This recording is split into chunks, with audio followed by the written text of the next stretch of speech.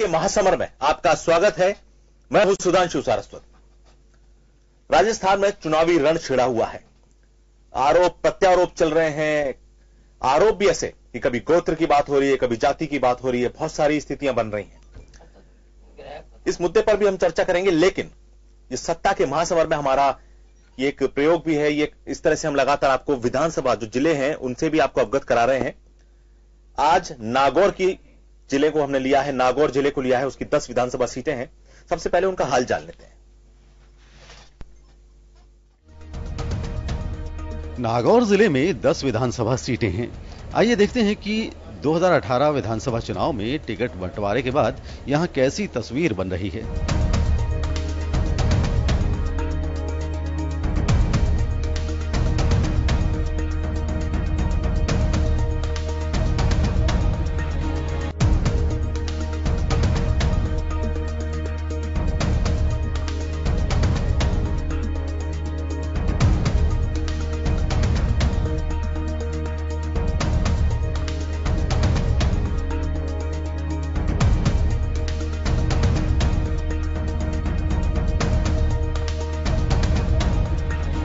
नागौर जिले की 10 सीटों में से 9 सीटें पिछले चुनाव में भाजपा के खाते में गई थी। केवल खींवसर ही एक ऐसी सीट थी जिसे भाजपा नहीं जीत पाई। यहां से निर्दलीय प्रत्याशी के तौर पर हनुमान बेनीवाल मैदान में थे। इस बार उन्होंने राष्ट्रीय लोकतांत्रिक पार्टी बनाई और वे यहां से मैदान में हैं। जिले की हॉट सीट के तौर पर खींवसर विधानसभा को देखा जा रहा है। भाजपा के 3 स्टार प्रचारक मोदी, योगी और शाह रैलियां कर चुके हैं। इस बार बेनीवाल की पार्टी राष्ट्रीय लोकतांत्रिक पार्टी के मैदान में होने से चुनावी मुकाबला और रोचक हो गया है। ब्यूरो रिपोर्ट, जन टीवी न्यूज। तो जिस तरह से आपने देखा कि स्क्रीन के माध्यम से भी हमने दिखाने की कोशिश करी कि नागौर जिले में 10 सीटें हैं। क्या क्या 2018 में जो सीटों का जो टिकट मिले हैं कैंडिडेट्स को, वहां क्या स्थिति बन रही है। और सबसे बड़ी बात की अगर हॉट सीट की बात करें तो खींवसर एक ऐसी सीट है जो कि हॉट सीट के तौर पर जानी जा रही है। यहां पर भाजपा से रामचंद्र उता हैं, कांग्रेस से सवाई सिंह गोदारा हैं और हनुमान बेनीवाल जो कि हमेशा चर्चाओं में रहते हैं रालोपा से, जो उन्होंने खुद की एक पार्टी बनाई है, राष्ट्रीय लोकतांत्रिक पार्टी उसका नाम है, वो मैदान में है और ये बड़ी हॉट सीट बन चुकी है। इस बार एक चीज और मैं बता दूं आपको कि डीडवाना से जहां से यूनुस खान उतरते थे, अब यूनुस खान साहब का चेंज कर दिया गया। जो विधानसभा है, जो उनको चुनावी जो मैदान है उनका वो बदल दिया गया है, पार्टी में बदल दिया। इस खींवसर की जो सीट है हॉट सीट, उसके कैंडिडेट क्या आप कह रहे हैं, आइए सुनते हैं। सोच विचार के वोट देना, जो आपके साथ आता है, आपके विकास के कामों की चिंता करता है, आपके सुख की चिंता करता है, ऐसे व्यक्ति को चुन के आप आगे ले जाएंगे तो निसंदेह रूप से आपके सभी विकास के काम भी होंगे और आपको पछताना भी नहीं पड़ेगा। पिछला जो बीजेपी का राज था, कोई भी काम नहीं हुआ है। जनता त्रस्त है, किसान त्रस्त है, गरीब त्रस्त है, मजदूर त्रस्त है, व्यापारी वर्ग भी परेशान है कि अगर सत्ता के नजदीक आ गया और मेरे सहयोग से भी अगर सरकार बनी तो भ्रष्ट और तमाम वो नालायक अधिकारी जो किसानों के खिलाफ है, वो 24 घंटे के भीतर कोई अपने ससुराल रवाना हो जाएगा और कोई अपने घर की तरफ रवाना हो जाएगा। इतना भरोसा मैं आपको दिला। मेरे साथ चाहे वो नागौर की बात कर रहे हैं हम, या फिर जो हमारा प्रमुख हॉट मुद्दा रहता है, आज का जो प्रमुख ज्वलंत मुद्दा है, इस पूरे डिबेट में चर्चा करने के लिए बीजेपी से जितेंद्र श्रीमाली जी हैं, कांग्रेस से मेरे साथ आरसी चौधरी साहब हैं और वरिष्ठ पत्रकार श्याम सुंदर शर्मा जी मेरे साथ हैं। श्याम जी, सबसे पहले मैं एक चीज जानना चाहूंगा आपसे, क्योंकि हम एक जिले को भी इसमें प्रमुखता देते हैं, उसके बाद हम दूसरे मुद्दे पर आते हैं, थोड़ा जल्दी इसको हम करेंगे कि जो खींवसर सीट है, जो त्रिकोणीय समीकरण बन रहा है, नागौर में 10 विधानसभा सीट, डीडवाना भी एक हॉट सीट के तौर पर जानी जाती थी। अब चूंकि वहां से मंत्री जो है उनको उठा के टोंक भेज दिया गया। रालोपा आपको कितनी ज्यादा इस क्षेत्र में, जहां जाट बाहुल्य क्षेत्र है, कुछ हिस्से में मुस्लिम भी काफी संख्या में है, कितना चुनौती देती दिख रही है? देखिए सुधांशु जी, क्योंकि अब सबसे खींवसर वाली, क्योंकि 2 बार वो विधायक रह चुके हैं, बीजेपी से भी रहे हो और उसके बाद निर्दलीय भी जीते हैं, ऐसी स्थिति में कहा जा सकता है उन्होंने अपनी खुद की पार्टी बनाकर तीसरे मोर्चे के रूप में एक चुनौती भी देने का प्रयास किया। अब वहां पर ज्योति मिर्जा भी, मैं परसों सुन रहा था, तो वो बोल रही थी कि मेरे दादा को, या अब कह रहे हैं कि मिर्जा परिवार कौन होता है, क्या होता है, तो उन्होंने कहा कि मेरे दादा की ये गाड़ी चलाने का, ड्राइवरी का काम करते थे, दरी बिछाते थे, आज मेरे दादा के लिए जिस प्रकार का प्रयोग कर रहे हैं, मैं क्योंकि लोकसभा चुनाव में यहाँ निश्चित रूप से हारी, लेकिन अब मैं फिर से पोलिंग करने आई तो एक चुनौती तो वहां मिलने लगी है। पहले वहां मीटिंगें नहीं होने देते थे उनके कार्यकर्ता, लेकिन इस बार ज्योति मिर्धा जो कांग्रेस की वो भी और बीजेपी की भी बैठकें भी हुई है और कर रही हैं, तो पहले वाली स्थिति खीवसर में नहीं रही। तो पहले जैसे हनुमान बेनीवाल जिस प्रकार के एक क्षेत्र राज करके जीत करके आते थे और कहते थे कि मैं ही हूँ और बाकी कोई नहीं है। उन्होंने ये बात भी सही है कि उन्होंने वहाँ के लोगों को जिस प्रकार से बिजली चोरी का श्रेय उनको जाता है कि किसानों को कहते हैं कि करो चोरी, कोई आएगा तो मैं निपट लूंगा, देख लूंगा। ये बहुत सारी चीजें ऐसी हुई जहाँ पे अराजकता और अविश्वास की बात, जैसे कि लोगों को गुंडागर्दी और युवाओं को जिस प्रकार से उन्होंने संदेश अच्छा देने के बजाय जिस प्रकार का दिया, उससे वो खीवसर विधानसभा क्षेत्र में वातावरण अच्छा नहीं रहा। अब वो कहते जरूर है जीतने की, क्योंकि बुझाउट बाहुल्य है और वो क्योंकि वो उसी सीट से जिस प्रकार से अशोक गहलोत सतारपुरा से लड़ते हैं, अब सचिन पायलट अलग है, जैसे वसुंधरा जी लड़ती है, वैसे वो सीट को मान के चलते हैं कि वह जीतेंगे।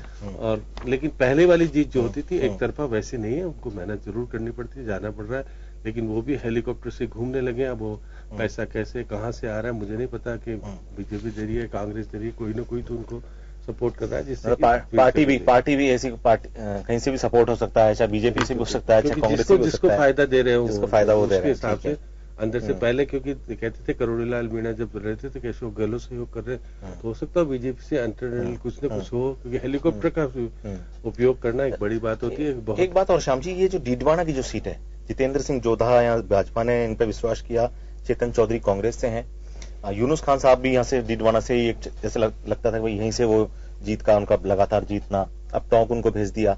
अब इस सीट पे आप किस तरह का देख पा रहे हैं कि कितना फर्क देख पाएंगे, क्या कितना फर्क पड़ेगा? अब देखिएगा नुकसान कहाँ देख रहे हैं? डीडवाना से मंत्री जी ने काम भी किया, बताते हैं बहुत सारी चीजें कराई, पानी का, पेयजल का, और वो खुद ही डब्बा लेकर के सबसे पहले वसुंधरा जी जब पानी आया तो दिखा रहे थे कि मैं तो यहाँ से जीतूंगा, और उनका टिकट कट गया क्योंकि वहां जब पाकिस्तान जिंदाबाद के नारे उनके उसमें लगने लगे तो इस तरह से जो बातें होने लगी, बड़ा विचित्र स्थिति। अब वहां पे जाके कांग्रेस के सामने आपने खड़ा कर दिया, हिंदुत्व की भावना आरएसएस के कारण नहीं दिया टिकट वहां पर, अब वसुंधरा जी ने फिर वहां पे दूसरी जगह उतार दिया, तो नहीं से कहा सकता है चुनौती तो मिलेगी, क्योंकि उसके उनके जितने समर्थक है डीडवाना वाले सब टोंक में है।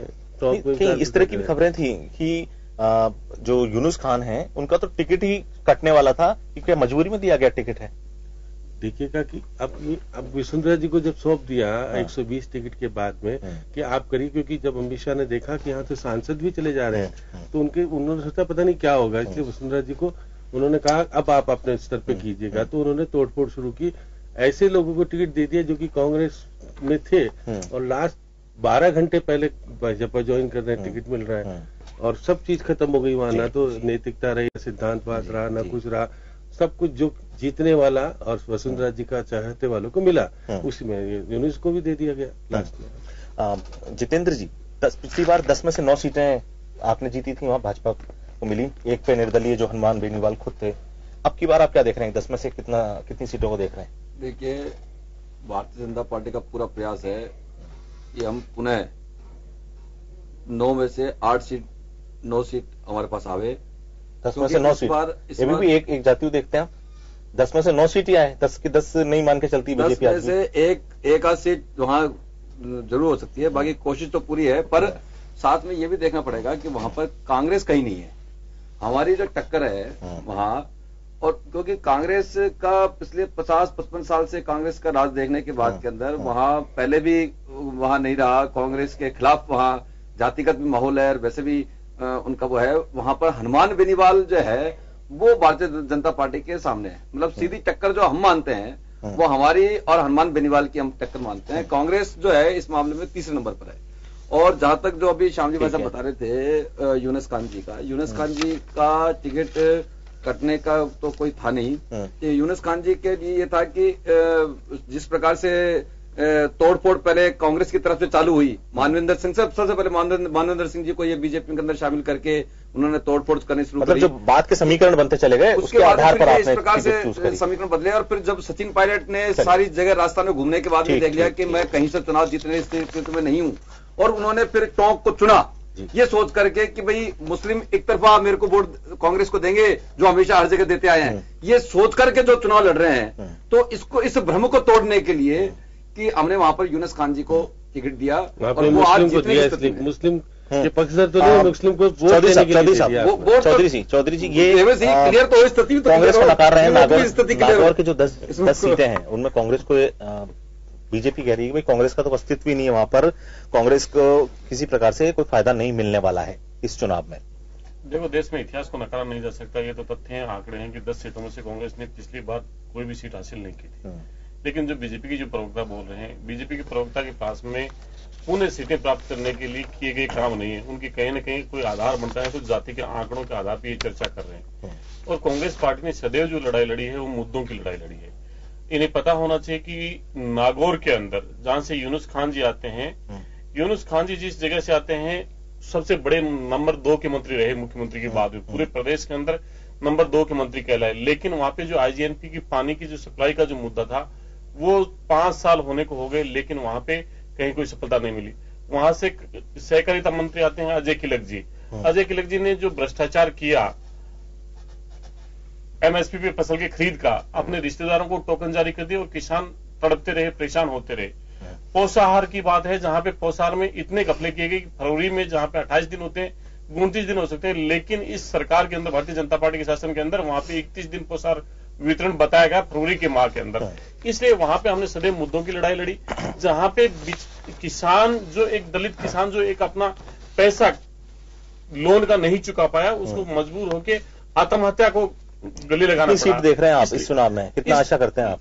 10 सीट हैं, 10 में से 10 की 10 सीटें कांग्रेस लेगी। अच्छा, एक चीज बताइए आप मुझे कि मकराना में जो आपके कैंडिडेट हैं, बहुत संक्षिप्त में जाकिर हुसैन जो गैसावत हैं, वहां तो ये स्थिति है कि उनके घर के लोग ही, ऐसा लगता है कि कुछ इस तरह की खबरें हैं कि उनके घर के लोग ही उनके खिलाफ हराने में उनको लगे हुए हैं। देखिए, भारतीय जनता पार्टी ने कई जगह ये प्रयास किया है कि परिवार को तोड़ा जाए, परिवार का बोलबाला की चर्चा की जाए, जाति की चर्चा की जाए, लेकिन किसी व्यक्ति की नहीं है। ये राजस्थान की जनता का चुनाव है, राजस्थान की जनता के मुद्दों का चुनाव है, इसलिए किसी व्यक्ति का कोई फर्क नहीं पड़ता कि वो पक्ष में है या नहीं। चलिए, नागौर का ठीक है, अगला जो हमारा हॉट मुद्दा होगा उस पर हम चर्चा करेंगे। वक्त एक ब्रेक का चला है, ब्रेक के बाद जो कि इस वक्त राजनीति में जो कि हॉट टॉपिक बना हुआ है, सभी तरफ अखबारों में हो चाहे टेलीविजन हो, सभी तरफ इस तरह के मुद्दों की चर्चा है, चाहे वो है गोत्र को लेकर, जाति को लेकर। हनुमान जी की भी जाति बता दी गई है, हनुमान जी की बहुत सारी ऐसी चीजें हैं जो कि अनएक्सपेक्टेड हो रही है राजनीति में 2018 के चुनाव में राजस्थान के। ब्रेक के बाद जल्द हाजिर होते हैं।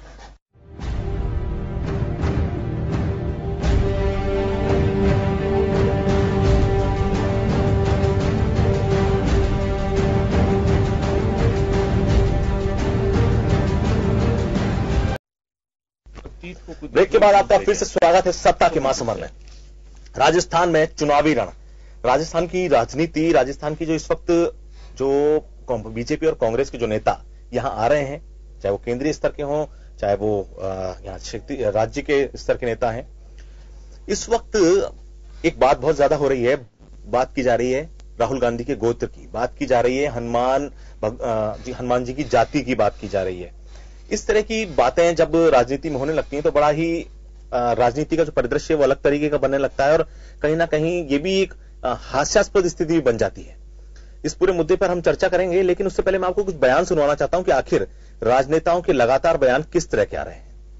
हर जीव के पास ज्ञान है और हमारे प्रधानमंत्री कहते हैं मैं हिंदू हूं, और जो हिंदुइज्म की नींव है उसको नहीं समझते।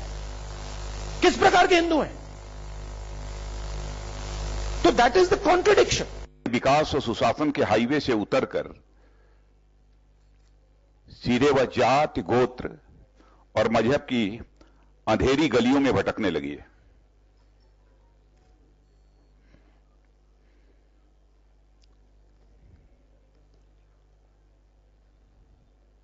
राजस्थान की सबसे बड़ी विशेषता है कि राष्ट्र गौरव का प्रश्न जब भी सामने आता है, इस राजस्थान में जात पात के सारे बंधन टूट जाते हैं।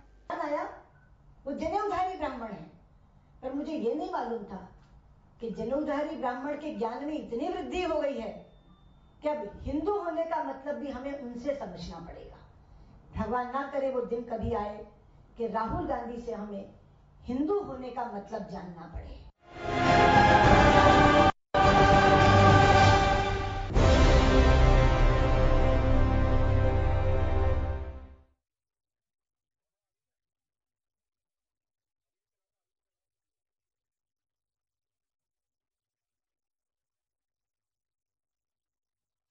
तो जिस तरह से आपने देखा कि चाहे सुषमा स्वराज हो, चाहे राहुल गांधी हो, राहुल गांधी पीएम पे हमला करते हैं हिंदू की बात को लेके कि क्या वो मुझे हिंदू नहीं मानते।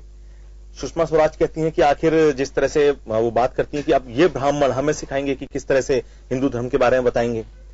तो जिस तरह की स्थितियां बनती जा रही हैं, मैं इस पूरे मुद्दे पर चर्चा करेंगे। जितेंद्र श्रीमाली जी, आप मुझे ये बताइए, क्या बीजेपी जिस तरह का जो माहौल है, जो बात हो रही है, विकास के मुद्दों की बात होनी चाहिए, चुनाव का मुद्दा है, लोगों के बीच आप विकास को लेके जाइए, गोत्र जाति व्यवस्था, वर्ण व्यवस्था, हिंदू मुस्लिम, क्या ये जरूरी है?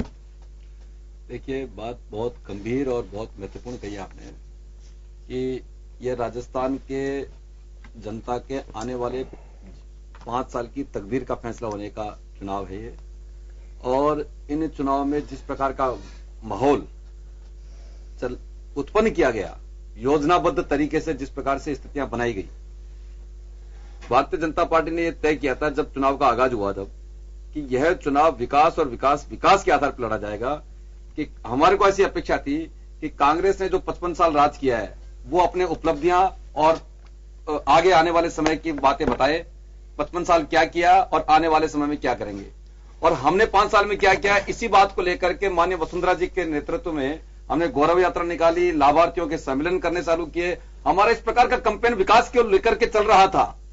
तभी जब चुनाव का माहौल गरमाने लगा तो सीपी जोशी जी कोई छोटे कार्यकर्ता नहीं है, बड़े कार्यकर्ता है, प्रोफेसर हैं, पढ़े लिखे व्यक्ति हैं। उन्होंने जिस प्रकार की भाषा का प्रयोग किया और माननीय सुषमा स्वराज जी के लिए, उमा भारती जी के लिए, यहां तक कि मोदी जी के भी, और उसके आगे साधु संतों के जातियों के बारे में जिस प्रकार से उन्होंने जाति को लेकर के विवाद उत्पन्न किया और जाति को बीच के अंदर लेके आए। एक तरफ बीडी कला साहब भारत माता को की जय को रोक करके सोनिया गांधी की जय, मतलब माहौल को इस प्रकार से इन्होंने उत्पन्न किया। दूसरे दिन राहुल गांधी जी का एक ट्वीट आया कि सीपी जोशी जी माफी मांगे। उनके माफी मांगने के बाद में तीसरे दिन खुद ये 2 बयान उन्होंने दिए। एक तो उन्होंने कहा साहब मेरा गोत्र ये है। किसने पूछा था उनसे कि आपका गोत्र क्या है? और अगर गोत्र बताना था तो भगवान ब्रह्मा जी के सामने कम से कम जितेंद्र जी, आप ये बताइए मुझे, किसने उनसे नहीं पूछा, लेकिन आपसे बीजेपी से ये कौन पूछता है कि वो हिंदू हैं कि मुस्लिम हैं? बीजेपी बार बार ये सवाल क्यों करती है कि राहुल गांधी अपना धर्म बताएं कि आखिर वो किस धर्म को? बिल्कुल सही बात कही, मैं वही बता रहा हूं। आप ही की पार्टी में उनके भाई हैं, बिल्कुल मैं वही बता रहा हूं, वरुण गांधी, वो हिंदू है। बिल्कुल मैं वही है ना वो। अजी मैं मेरी बात तो सुनिए, मैं तो एक इतना सा कहना, बीजेपी कैसे डिसाइड कर देती है? मेरी बात सुनिए कि जब राहुल गांधी जी ने सीपी जोशी को एक तरफ ये कह रहे हैं कि आपके ये गलत विचार हैं, इसको आप ट्वीट करके कहा उन्होंने कि माफी मांगिए, गलत है ये उनके निजी विचार हैं, कांग्रेस आपको लेना देना नहीं। और उसके तीसरे दिन राहुल गांधी जी वहां पर ये कह रहे हैं साहब मेरा गोत्र ही है, और उन अपने जो पंडित हैं उनके माध्यम से कहलवा रहा है कि मैं दत्ता। अब मैं पूछना चाह रहा हूं, भगवान ब्रह्मा जी के सामने जहां पूरी दुनिया जाकर के इस सृष्टि का उत्पन्न वहां व्यक्ति सच बोले और ये बतावे कि मेरे दादा इस गोत्र के थे, फिरोज गांधी का मैं पोता हूं, तो भाई दत्तात्रेय कोल कहां से हो गया? न तो किसी ने पूछा और न किसी को बताने की जरूरत है। सच तो बोले। नहीं उसके ये बताइए, ये मुद्दा पूछने उनके बताने का है बाद में, या आप इसको सच नहीं मानते? उसके बाद में जब यहां भी वो नहीं रुके और उसके बाद में उन्होंने इस स्तर पे आ गए कि कल परसों तो उन्होंने बिल्कुल हद ही कर दी। वो राहुल नरेंद्र मोदी जी को ये कह रहे हैं कि आप तो हिंदू हो ही नहीं, नकली हिंदू हो, हिंदू तुम हो। दुर्भाग्य है, सारा देश जानता है। तो कहते थे कि सारा देश नहीं हो। अब हम तो कह रहे हैं, हमको हिंदू राहुल, इतना बुरा दिन इस देश में नहीं आया है अभी कि राहुल गांधी जी हमको ये कहे कि हम, और मैं कहता हूं कि अगर हिंदुत्व पे लड़ना चाहते हैं ये चुनाव 2019 का, क्योंकि ये जो राहुल गांधी जी ने जो बात कही है वो इस बात का संकेत है कि आने वाले 2019 का चुनाव राहुल गांधी जी हिंदुत्व के मुद्दे पर लड़ना चाहता है। हम स्वागत कर रहे हैं और अब हम ये कह रहे हैं कि कांग्रेस पार्टी अपने घोषणा पत्र में राम मंदिर की बात को शामिल करे। वो जो भगवा कपड़े पहन रहे हैं, तिरंगा लगा रहे हैं, कर रहे हैं, और हम स्वागत कर रहे हैं। आप तो राम मंदिर बनाए, बीजेपी तो बना रही है ना, हम तो राम मंदिर के लिए अटल है। हम तो ये कह रहे हैं कि हम चाहे किसी भी स्थिति में हो, हम राम मंदिर हर हालत में हमारा आस्था का विषय मंदिर बन के रहेगा। लोकसभा का चुनावी घोषणा पत्र पढ़ा नहीं पड़ा आपने? हम तो चुनावी घोषणा पत्र पढ़ा है सरकार का? ये अजी 2019 का कब आएगा? पहले वाला घोषणा पत्र में राम मंदिर में क्या है? उसमें राम मंदिर मुद्दा है। मुद्दे में क्या राम मंदिर का, राम मंदिर लिखा क्या है आपने? राम मंदिर लिखा क्या है? राम मंदिर हम बनाएंगे, संकल्प लिखा क्या है? हम आज भी करें न्यायिक तरीके बनाएंगे। हम तो ये कह रहे हैं कि राम मंदिर बनना चाहिए। चलिए भारतीय जनता पार्टी इस बात पे आता हूँ। और यदि 2019 के अंदर वो हिंदुत्व में लड़ना चाहते हैं तो कांग्रेस का स्वागत है, पर उससे पहले वो इसका घोषणा पत्र शामिल करे। इस बात के लिए माफी मांगे पूरे देश से कांग्रेस पार्टी कि उन्होंने जो शपथ पत्र सुप्रीम कोर्ट में दिया था कि राम नाम का कोई व्यक्ति नहीं है, राम की कहानियां झूठी है, रामलीला गलत है, रामायण गलत है, उसका शपथ माफी मांगे जनता से, उसके बाद में आ जाए हिंदुत्व के। आता हूं उस मुद्दे पर भी आपके पास। श्याम जी, जिस तरह से अब देखिए हर जो भी नेता आ रहे हैं, जब अपना भाषण दे रहे हैं या प्रेस से मुखातिब भी हो रहे हैं, तो हिंदू की बात करते हैं कि मैं हिंदू हूं या फलाना नेता हिंदू नहीं है, गोत्र की बात कर रहे हैं। कहां गए विकास के मुद्दे? अब क्या विकास के मुद्दे बात करने के लिए बचे नहीं है यहाँ राजनेताओं के पास? क्या राजस्थान की राजनीति गोत्र और जाति पे ही चलेगी अब पूरी? ये चुनाव पूरा गोत्र और जाति पे चलने वाला है? देखिए, मैंने पुराने चुनाव देखे हैं, जितना केंद्रीकरण जिस प्रकार से, क्योंकि ये लोकसभा का सेमीफाइनल है, इसके बाद लोकसभा का चुनाव होना, इसलिए किसी भी तरीके से दोनों ही पार्टी चाहती है। कांग्रेस चाहती है कि हम कब्जा करें और ये अपनी सत्ता को बनाए रखना चाहते हैं। इसमें वो किस प्रकार से सफल हो, क्या कुछ कहना हो, प्रचार प्रसार का तरीका। और अभी बार बार कह रहे हैं कि सीपी जोशी के ऊपर आरोप लगा। सीपी जोशी को तो साफ क्लीन चिट जितने लोग उसने निर्वाचन विभाग ने, उसके बाद कोई आरोप नहीं रह जाता। अब आप आरोप लगाते रहो अपने राजनीतिक फायदे के लिए, वो अलग बात है। लेकिन ये देखिएगा कि जिस प्रकार से प्रधानमंत्री होते हैं, प्रधानमंत्री को राजस्थान में आके कहना चाहिए कि मैंने 5 साल में राजस्थान को ये दिया और मैं आने वाले टाइम में ये देना चाहता हूँ। 37,000 करोड़ की जो योजना है आपकी ईस्टर्न कैनाल वाली, उसके लिए फोकस क्यों नहीं कर रहे प्रधानमंत्री जी? प्रधानमंत्री जी को राहुल गांधी की जात क्या है, मेरी माँ की, और उसकी पता नहीं क्या क्या चीजें पूछ रहे हैं। वो प्रधानमंत्री हैं, प्रधानमंत्री की राहुल गांधी सबसे बड़ी जिम्मेदारी बनती है। सुनिए, उन्होंने तो शर्म आनी चाहिए। देखिएगा, जो राहुल गांधी जी अपने आप को राष्ट्रीय नेता कहते हैं, दुर्भाग्य है वो कुत्ता बोल रहे हैं, ऐसी भाषा।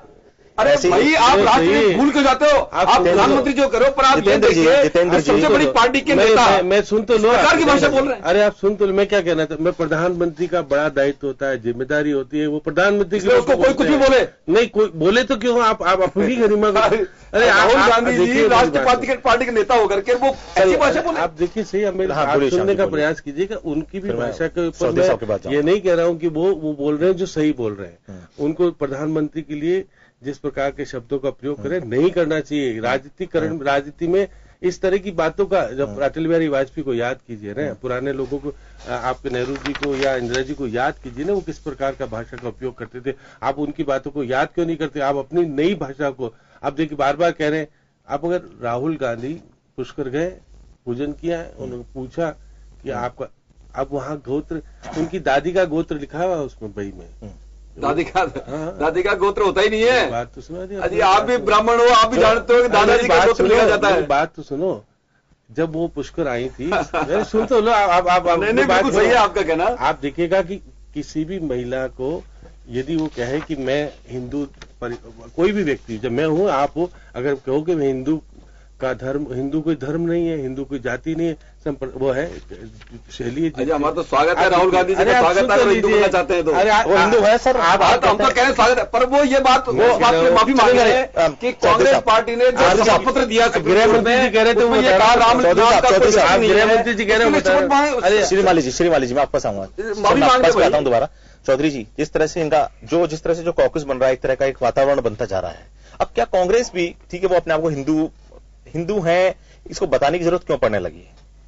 देखिए, सबसे पहले तो मैं ये कहना चाहूंगा कि राजस्थान के अंदर सूबे की सरकार के अंदर भारतीय जनता पार्टी को एक बहुत बड़ा परसेंट दिया, बहुमत दिया, 163 सीटें दी।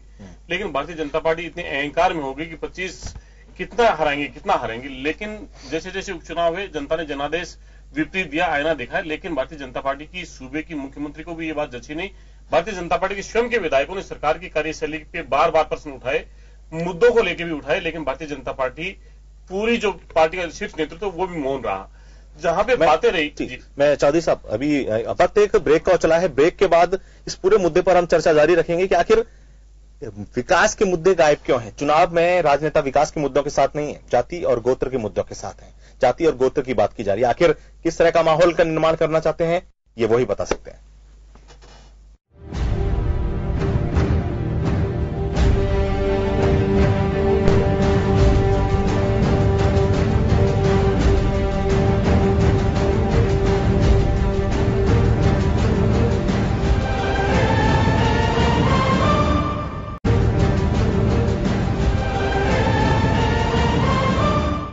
के बाद आपका फिर से स्वागत है सत्ता का महासंवाद। जी हां, हम चर्चा कर रहे हैं इस वक्त राजस्थान की राजनीति जो है, जो चुनावी राजनीति है, वो जाति, गोत्र, हिंदुत्व इसके इर्द गिर्द घूमने लगी है।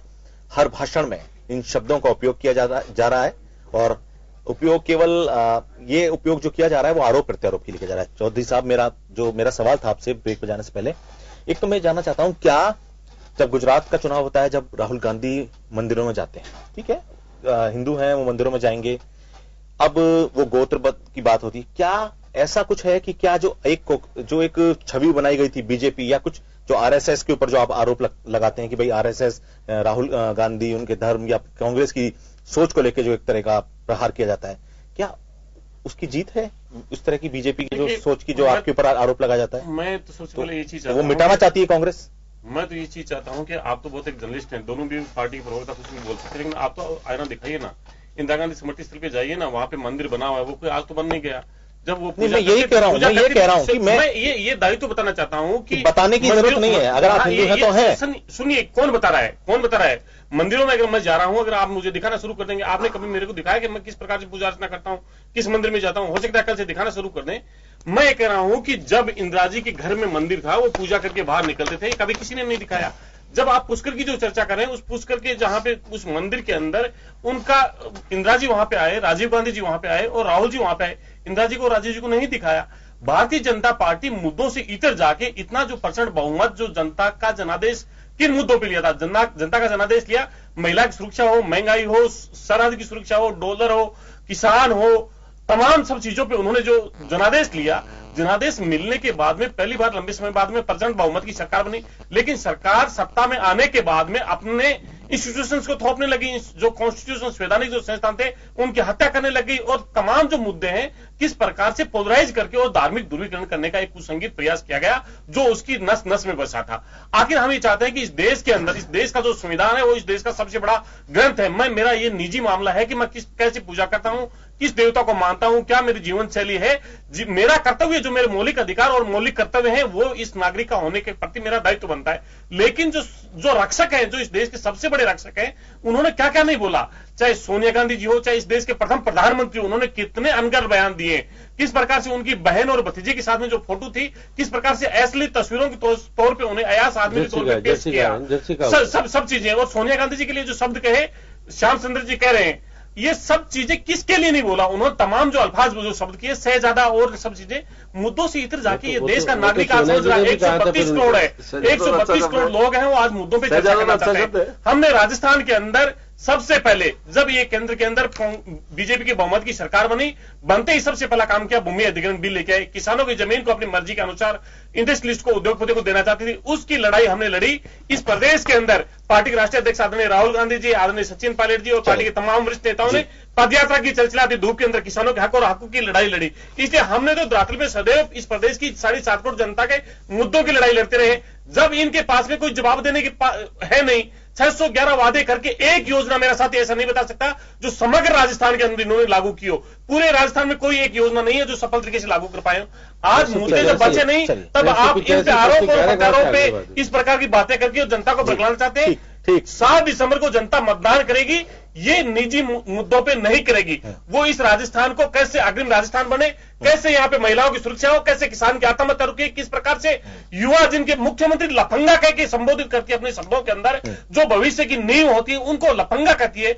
ये अल्फाज बता रहे हैं, ये बौखलाहट बता रही है कि वो 11 तारीख को जब इस प्रदेश के अंदर नतीजे आएंगे, इतना बड़ा जो जनादेश मिला था उतनी ही बड़ी दुर्दशा देखिए वो इस प्रदेश की जनता करने वाली। वो तो देखिए जब 7 तारीख को वोटिंग होगी, 11 तारीख को नतीजे आएंगे, वो तो साफ हो जाएगा कि राजस्थान की जनता किसको चाहती है, किसके पक्ष में है, किसके बातें उसको प्रभावित करती हैं। जितेंद्र श्रीमाली जी, मुझे ये बताइए आप, क्या बीजेपी मान चुकी है कि बीजेपी हिंदुत्व की राजनीति करती है? क्या बीजेपी इस बात को मानती है? देखिए ऐसा है कि और तो एक चीज और, जब राहुल गांधी कहते हैं, प्रधानमंत्री के हिंदू होने की बात करते हैं, तो और जब आप करते हैं तो आपको इतनी बात चुभती क्यों है? ये बिल्कुल इसलिए चुभती है क्योंकि आदमी पहले तो सच बोलना चाहिए उनको। कोई भी आदमी कोई बहुत बड़े पद के ऊपर होता है, वहां यह अपेक्षा की जाती है कि वह व्यक्ति सच बोले। झूठ बोल के, अफवाहें फैला करके, इस प्रकार की नौटंकी करके, जिस प्रकार की संसद में नौटंकी करी, आंख मार रहे हैं, बैठ रहे हैं, गले मिल रहे हैं, ऐसी नौटंकियां करने से उस व्यक्ति की गरिमा गिरती है। कोई भी व्यक्ति बहुत बड़े पद के ऊपर रहता है, उसकी पद की गरिमा उसके खुद के कार्यकलापों से बनती है। तो वो जो कार्यकलाप संसद के अंदर सुनो अब मैं तो बोला नहीं बीच के अंदर, आप सुनिए तो सुनिए। किसी के गले मिलना अगर आप गरिमा के खिलाफ लगता है, किसी से मिलना, किसी से मिलना नफरत करते हैं, उनसे आप देखिए, मैं कह रहा हूं अगर आप मेरे से नफरत करते हो, मैं आपसे मिलता हूं, तो आप इसको क्यों बुरा कह रहे हैं? किसी चीज बुरा कह रहे हैं? राहुल गांधी जी जवाब देंगे इस चीज का? तो राहुल गांधी जी क्या जवाब देंगे? पूरा देश जवाब देगा। राहुल गांधी जी क्या जवाब देंगे? संसदीय परंपरा है, संसदीय वो है, मर्यादा है, तो वो उसके अनुरूप नहीं मिल सकते। इस देश की कोई मर्यादा ये नहीं कहती कि आप अनुमति के बिना नहीं मिल सकते। ये कोई मर्यादा नहीं मिलती। मर्यादा का उल्लंघन किया तो मुद्दा करो ना। मैं आपके पास आऊंगा, कानून आपके पास आऊंगा तब बोलिएगा, आप बताइएगा। मेरा ये कहना है कि हिंदुत्व, सबसे पहले तो मैं आपको बताना चाहूंगा कि हिंदुत्व का अर्थ क्या है। बीजेपी मैं वही कह रहा हूं कि मैं वही कह रहा हूं कि हिंदुत्व का अर्थ क्या है। जो आदमी आज हिंदू कौन नकली कौन असली, हिंदू आतंकवाद, अच्छे हिंदू बुरे हिंदू, इस प्रकार की जो भाषा बोलते हैं, आज वो व्यक्ति, वो पार्टी हमको बता रही है कि साहब नकली हिंदू असली। हिंदुत्व का अर्थ क्या है ये जानते ही है। मैं कह रहा हूं कि भारतीय जनता पार्टी का हिंदुत्व का अर्थ क्या है वो बता देता हूं मैं, कि जो व्यक्ति, कोई भी धर्म का व्यक्ति हो, जो इस देश को, भारत माता को अपनी माता मानता है, इस देश के महापुरुषों को अपना आराध्य मानता है, इस धरती के लिए अपना सर्वस्व न्यौछावर करने की जिसके अंदर इच्छा होती है, वह व्यक्ति, समस्त व्यक्ति हिंदू है। जैसे पाकिस्तान का कोई भी धर्म का रहने वाला व्यक्ति पाकिस्तानी होता है, अमेरिका में रहने वाले कोई भी धर्म का व्यक्ति अमेरिकन होता है, उसी प्रकार से हिंदुस्तान में रहने वाला व्यक्ति, हर आदमी हिंदू है। पर हिंदुस्तानी वही मैं कह रहा हूं, एक तरफ तो इनके पार्टी के नेता भारत माता की जय रोक और सोनिया गांधी की जय बोल। अरे कैसे हिंदू होगा? इस भारत माता की जय पर आपको आपत्ति है? आप नक्सलवाद को क्रांतिकारी कह रहे हो, कश्मीर के ऊपर भारत की सेना पर पत्थर फेंकने वाले लोगों को आप बहके हुए युवक कह रहे हो। कैसे हिंदू हो आप? आप हिंदू नहीं हो सकते। आप कितने भी आडंबर कर लो, कितने भी तिलक छापा लगा के घूम लो, आपने शपथ पत्र दिया सुप्रीम कोर्ट के अंदर कि राम नाम का कोई व्यक्ति नहीं हुआ। आप कैसे हिंदू की भाषा समझा सकते हो? आप इस देश को छलते आ रहे हो। इस देश को छलना बंद कीजिए।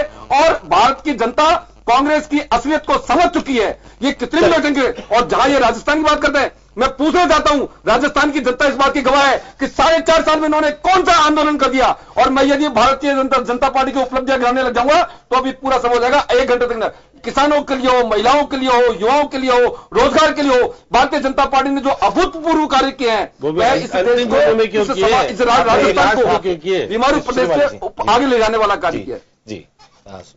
श्याम जी, जिस तरह का देखिए, अभी जो भी राजनेता जब किसी सभा में पहुंच रहे हैं, हिंदुत्व की बात करते हैं, जब राहुल गांधी पीएम मोदी पे के हिंदुत्व पे सवाल उठाते हैं, या राजस्थान, अगर मैं राजस्थान के परिप्रेक्ष्य में देखूं तो क्या ऐसी स्थितियां पहले भी बनी हैं कि क्या जाति से ज्यादा गोत्र को भी समाजों में महत्वपूर्ण दिया जाने लगा है? राजनीति में इसका विशेष स्थान है? क्या राजनीतिक फायदा मिलता है इस बात का? देखिए, मैं तो कह रहा हूँ बीजेपी के समित पात्रा राष्ट्रीय प्रवक्ता है, वो एक गांधी परिवार का आधा हिस्सा बीजेपी के पास है, आधा हिस्सा कांग्रेस के पास है। जब कांग्रेस के पास है उसको तो गोत्र की बात होती है, बीजेपी के पास उसके गोत्र की बात नहीं होती है। यहाँ विडंबना यह है कि राजनीतिक फायदा कैसे मिले, किसके कहने से क्या मिल सकता है, इसलिए इसका उपयोग हो रहा है। अब प्रधानमंत्री जी कहते हैं कि राष्ट्रपति को, दलित को हमने राष्ट्रपति बनाया। राष्ट्रपति बनने के बाद कोई जाति रहती है क्या? किसान को हमने बनाया, ओबीसी को प्रधानमंत्री, वो खुद कह रहे थे ना। आप आखिर कहना क्या, देश का प्रधानमंत्री, देश का राष्ट्रपति, देश का जाति से ऊपर होता है। जाति होती है क्या? हाँ, अब आप जाति से ऊपर वो होता है। खुद कहते हैं कि अमेरिका जाता हूं तो मैं भारत का प्रधानमंत्री कहलाता हूं, वहां नरेंद्र मोदी नहीं कहलाता हूं। तो जब ये सारी चीजें कि आपकी गरिमा, आपका सब कुछ है, आप चुनावी प्रक्रिया को जीतने के लिए यदि आप स्तर गिराना चाहेंगे प्रधानमंत्री जी, तो ये देश किसके सहारे जिएगा? कौन कहेगा? आप किस प्रकार की बातें इस समय कहना चाहते हैं? दोनों ही पार्टी के नेताओं को मैं कहना चाहता हूं कि आप राजनीतिकरण इस तरह का मत चाहिएगा जिससे कि लोगों को बंटवारा हो जाए, लोग आपस में भाईचारे के रूप में रहने वाला ये देश हिंदुस्तान कहलाता है। यहाँ पर हिंदू और मुस्लिम, ईसाई और सिख जो अलग अलग को बांट करके हम क्या कहना चाहते हैं, एक गुलदस्ता है, वो हिंदुस्तान है। इसलिए तो पाकिस्तान और बाकी में हमारे में अंतर क्यों है कि हम सब लोग रह करके यहाँ सामूहिक रूप से, हमारा राष्ट्रपति अगर मुस्लिम हो सकता है तो हमारे में है ना कोई चीज ऐसी, और वो ही राष्ट्रपति से पहले हमारा परमाणु बम बनाने वाला व्यक्ति होता है, वो मुस्लिम है, तो मुस्लिम मैन कहलाता है। वो मुस्लिम नहीं, वो हिंदुस्तानी है, क्योंकि वो हिंदुस्तान में रहता है, इसलिए हिंदू की वो हिंदुस्तान की बात करता है, उसको उसका सब कुछ यहाँ है। पाकिस्तान से तो क्या लेना देना? आप देखिएगा स्थिति बड़ी विचित्र है कि राजनीति के लिए, आप फायदे के लिए आप समाज को बांटने का नेताओं को प्रयास नहीं करना चाहिए। आज गृह मंत्री जी कह रहे थे हिंदुत्व की जो आप परिभाषा बता रहे थे कि एक शैली है जिसके अंतर्गत लोग रहते हैं और वहां पर रहते हैं। अब आप बार बार जब बात आ रही है कि अब हम वही कह रहे हैं कि अब कि राहुल गांधी की जाति क्या है, उसकी क्या जाति है। अब राहुल गांधी की जो जाति है वो तो रहेगी, उसमें दाई रहती है। आप वो पढ़ा लिखा है, उसके प्रमाण पत्र ले लीजिए, आपको मालूम पड़ जाएगा क्या है। इसका क्या उपयोग है? औचित्य कुछ नहीं बनना ना के लिए बीजेपी जो मुद्दा बना रही है ना उसको, क्योंकि प्रमाण पत्र आपके जो पढ़ा लिखा है उसके अंदर निश्चित रूप से उसने लिखा होगा क्या है क्या लिए। आप परमाणु के आधार पर, बल्कि उसने कह दिया कि मैं दत्तात्रेय हूँ, उसकी दादी का गोत्र है। अब उसको उसने जो जिसका भी बताया, अभी कह रहे कि दादी का कोई गोत्र नहीं होता। अभी तो दादाजी का गोत्र तो सुना है। अब ये बता दीजिए, दादी जी ने तो जब शादी करी दादाजी से, तो दादी का गोत्र तो वही हुआ जो दादाजी का है। आप बताइए, इंदिरा जी की शादी पिक्चर बनी है। मेरी बात सुनिए, फिरोज गांधी से हुई थी, बात सही। अरे हम तो कह रहे आज मैं कह रहा हूँ कि आप तो कभी अग्रवाल बन जाओ, कभी खंडेलवाल बन जाओ, कभी कोई बन जाओ, हमको आपत्ति नहीं है, पर बताने की जरूरत ही नहीं है। आप पूछते हैं बार बार, हमने तो मेरी बात सुनिए, भारतीय जनता पार्टी ने कभी भी ये नहीं कहा, कभी भी नहीं कहा। अब सुनिए, मैं बताऊं वो कब कहा, वो तब कहा जब उन्होंने जाकर के और ये कहा कि साहब मैं तो शिव भक्त हिंदू हूँ, ब्राह्मण हूँ।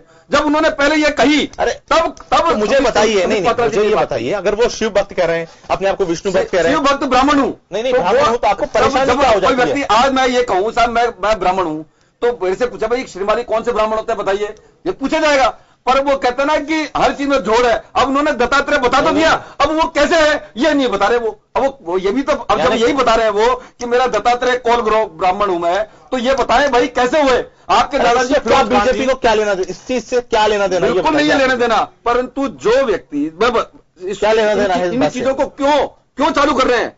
वो रोज तो आप पूछते थे रोज कि आप हिंदू हैं या नहीं? हम तो कभी नहीं पूछा, क्या बात हमने करते हैं? कभी नहीं पूछा। हमने तो ये पूछते हैं कि आपके हिंदू होने पर हमको शक इसलिए है कि आपकी जो कार्यशैली है, आपकी जो गतिविधियां हैं, तो वो तो भारत विरोधी होने के कारण से हिंदुत्व के प्रश्न चिन्ह उत्पन्न हो रहा है कि आपके धमनियों में बहने वाला खून जो है वो हिंदू का हो सकता है क्या? आपकी एक्टिविटी से तो लगता नहीं है, आपके कर्मों से तो लगता नहीं कि आप हिंदू हो, इसलिए पूछा जाता है। चलिए चौधरी साहब, इस बात का जवाब दीजिए कि बार बार जो गोत्र की बात हो रही है, अब ये इतनी ज्यादा उठ चुकी है इस वक्त राजनीति में, चुनाव में केवल इसी की बात की जा रही है और इसके अलावा और कोई बात नहीं हो रही। बार बार इसी मुद्दे को घुमा फिरा के इस वक्त लाया जा रहा है जनता के सामने। तो देखिए, कांग्रेस पार्टी ग्रोथ की बात करना चाहती है और भाजपा है वो ग्रोथ की बात करना चाहती है। भारतीय जनता पार्टी के पास जब विकास के मुद्दे नहीं होते तब इस तरह के अनगढ़ बयान देंगे। बीजेपी के एक प्रवक्ता हैं, अच्छे पढ़े लिखे शिक्षित व्यक्ति हैं, लेकिन जिस प्रकार से करें उनकी धमनियों में राष्ट्र विरोधी खून बह रहा है। मैं मेरे बीजेपी के तमाम साथियों से पूछना चाहता हूं कि सदैव आपने मुस्लिम लीग के साथ में बैठ के जनसंघ के लोगों ने सरकार बनाई। सबसे पहला आपने विभाजन का प्रस्ताव पारित किया जब आप सरकार के अंदर थे। सबसे पहले उन्होंने पाकिस्तान के विभाजन का प्रस्ताव जनसंघ और मुस्लिम लीग के लोगों ने मिलकर पहला प्रस्ताव पारित किया था। आज ऐसे राष्ट्र भक्तों से मैं पूछना चाहता हूं, इनके पास में एक ऐसा महापुरुष नहीं। आप बात कर रहे हैं इस मुद्दे पे मैं आता हूं। अभी वक्त एक ब्रेक का चला, ब्रेक के बाद जिस तरह से जो आरसी चौधरी साहब कह रहे हैं, जिस बात का जिक्र उन्होंने किया, इस बात पे भी मैं उनसे जवाब लूंगा, लेकिन वक्त एक ब्रेक का चला है।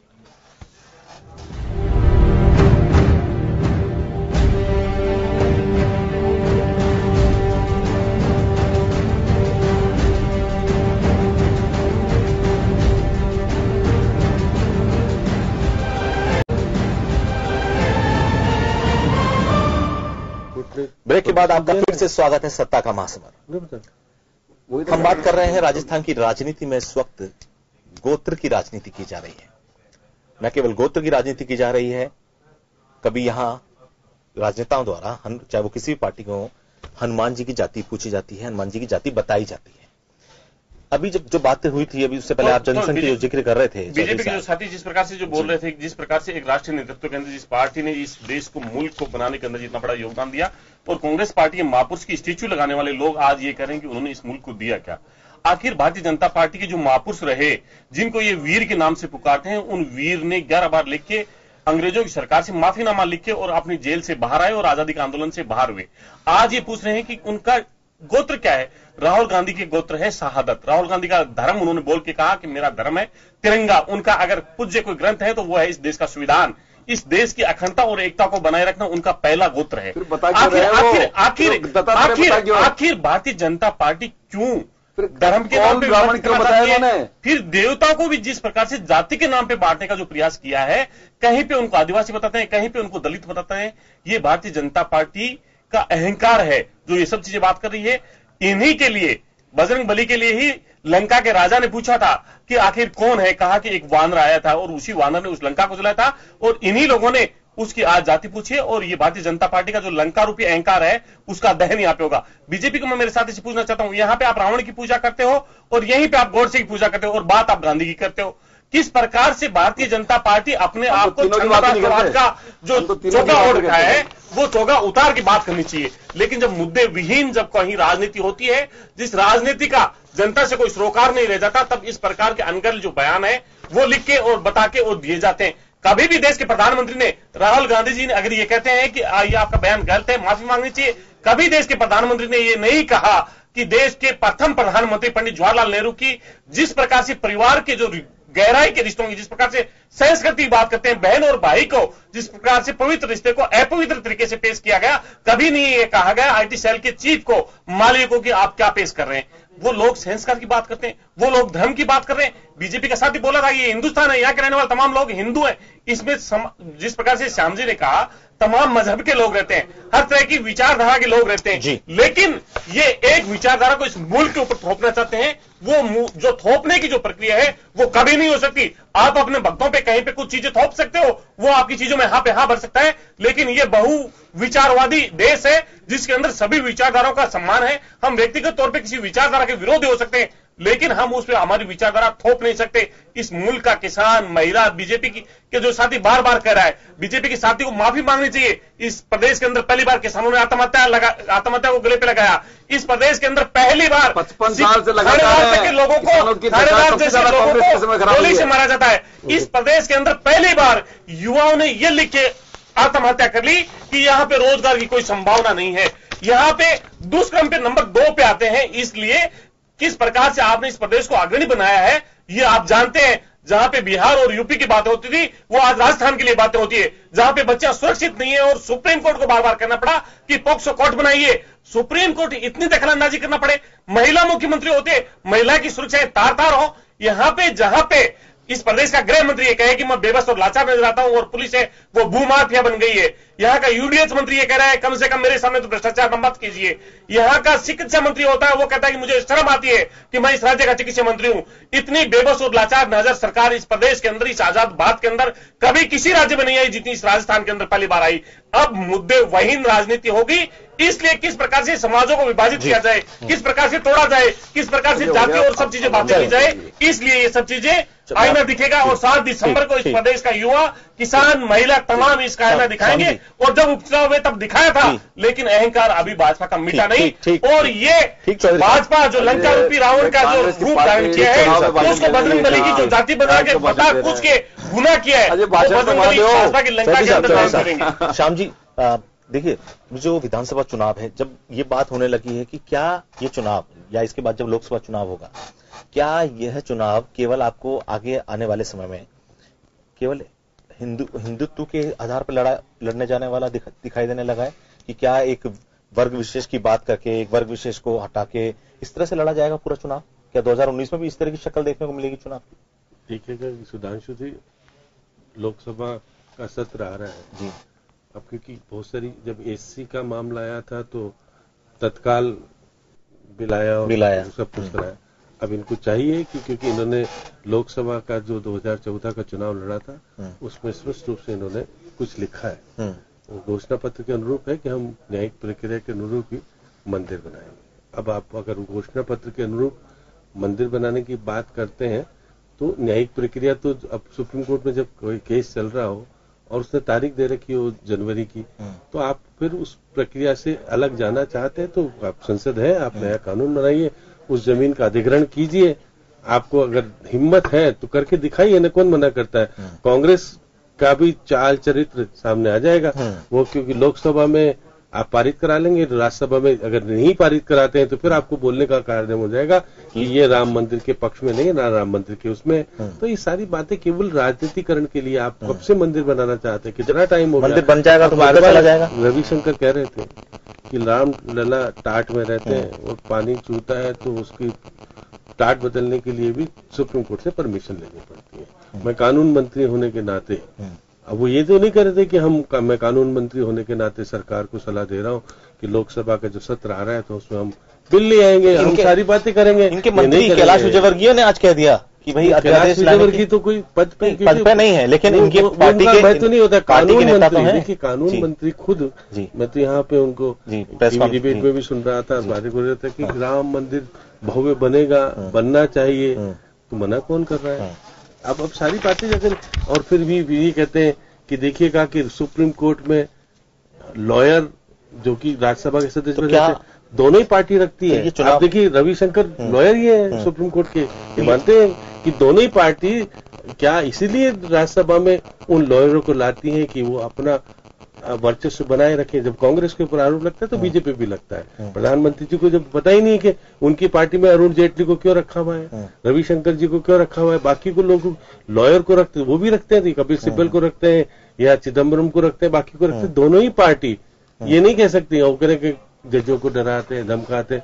आप तो प्रधानमंत्री हो, आप तो बहुत सारी चीजें कर सकते हो, कहो ना, कानून में बदलाव, ये सारी बातें आप सारी। आने वाले समय का जो चुनाव है, लगभग आपको ये देख पाते हैं, आपकी समझ कि जिस तरह की जो स्थितियां बन रही हैं कि आने वाले समय में यही इसी ट्रैक पे चला जाएगा चुनाव में? देखिए, अब क्योंकि लोकसभा का जब सत्र हो जाएगा तो बहुत सारी चीजें स्पष्ट हो जाएगी, तो मालूम पड़ेगा। क्योंकि ये तो चाहते हैं राम मंदिर का आए, जो हिंदुत्व आए, क्योंकि देश में 15% बाकी है, 85% की बात करते हैं, इसलिए सारी बातें हो रही है। इस बात पर जवाब ले लेता हूं। लोकतंत्र को जीवित रखने के लिए निश्चित रूप से वो चीजें कहनी चाहिए जो देश हित में, देश को तोड़ने की बात और नहीं करनी चाहिए। क्या ठीक है, जो परिणाम होगा 7 को वोटिंग, 11 को परिणाम पता लग जाएगा आपको। ये सारी बातों का निचोड़, सियासत की जो जितना भी स्थितियां बन रही हैं वो सब समझ में आ जाएंगी 11 तारीख को।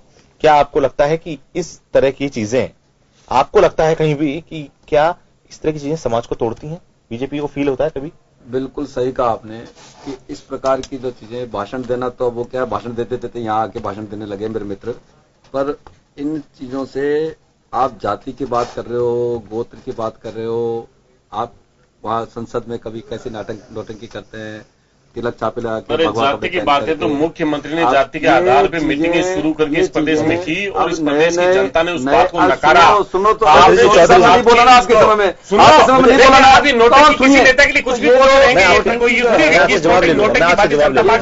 ये जो सूबे की रामायण में मामा मारी जनता ने नकारा। और क्या आए थे, रामायण भेष बदल के आए थे, राहुल गांधी भेष बदल के जो घूम रहे हैं मामा मारी की जैसे, ये रामायण में मामा मारी थे, उसका भी वैसे भेष बदल के जो घूम रहे हैं, देश बदलने से आपने जो हिंदुओं पे अत्याचार किया है उससे माफी नहीं मिल सकती। मुख्यमंत्री आपने सुप्रीम कोर्ट में जो हलफनामा दिया कि राम नाम का कोई नहीं हो सकती, आपने 5 साल क्या किया?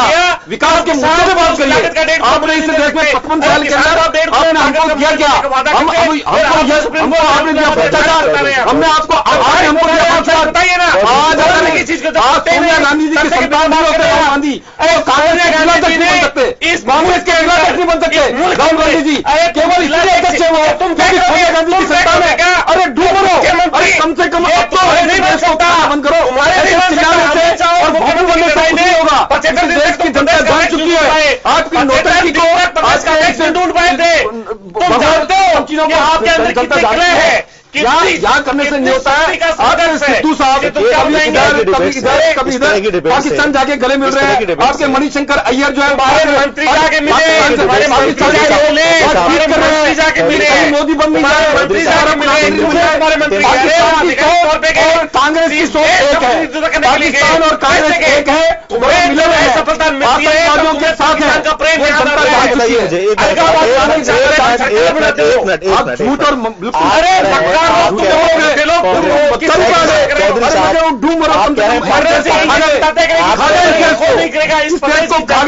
भ्रष्टाचार में डुबो दिया 55 साल राज कैसे आप कह रहे हैं पाकिस्तान और कांग्रेस को डूब रहे आप क्या कह रहे हैं? आप सोचते हैं पाकिस्तान और कांग्रेस कांग्रेस क्या बात कर रहे हैं? मैं जब बोल रहा हूँ बीच में बोल रही हूँ हमेशा बोल रहे के सामने सच्चाई आएगा, बैग लेके भागना पड़ेगा। प्रधानमंत्री जी ने कहा है हम तो फकीर हैं, थैला लेके चले जाएंगे, जाना पड़ेगा इस देश से। तुमने देश को विभक्त करने का जो काम किया है वो देश जाओ, इसलिए देश सोनिया गांधी जी के पीएम बन जाओ। तो इस देश के लिए हमारा कतरा शहादत के लिए दिया है, ये बढ़ने का काम तुमने किया है। और अंग्रेजों की जो जींस हो तुम्हें जाना पड़ेगा वहां पे। चौधरी साहब और जितेंद्र श्रीमाली जी, जब इस तरह की डिबेट होती है जो लोग देखते हैं वो हंसते हैं, वो ये देखते हैं वही मैं कह रहा हूँ बयानबाजी कर रहे हैं। मैं ये पूछना चाहता हूँ, आप कह रहे हैं पाकिस्तान और कांग्रेस एक है, बिल्कुल एक है, आधार पर कहने लगते हैं 100% एक है। जब गुजरात के चुनाव हुए तो पाकिस्तान के आतंकवादी और पाकिस्तान के नेताओं के साथ मणिशंकर अय्यर ने क्या मीटिंग कर रहे थे? आज ये सिद्धू कांग्रेस के नेता बनते हैं, बाजवा के साथ गले मिल करके क्या कर रहे थे? देश की जनता के दुश्मन साजिश रची, जेल की सलाखों में पीछे होना चाहिए था। तुम्हारा नकारात्मक है, तुम बिल्कुल लोगों को गुमराह कर रहे हो। क्या आपको ये फील होता है, दोनों ही पार्टियों को ये महसूस हो पाता है कि जिस तरह की अब बात आप करते हैं, लोगों के बीच में जाके जिस तरह के मुद्दों को आप उखाड़ते हैं, वो मुद्दे कतई हम नहीं करते। आप ये देखिए कश्मीर में जो पत्थरबाजी कर रहे हैं हमारी सेना पे और उनको गले लगा रहे हैं ये। अरे ढूंढो वापिस किए समय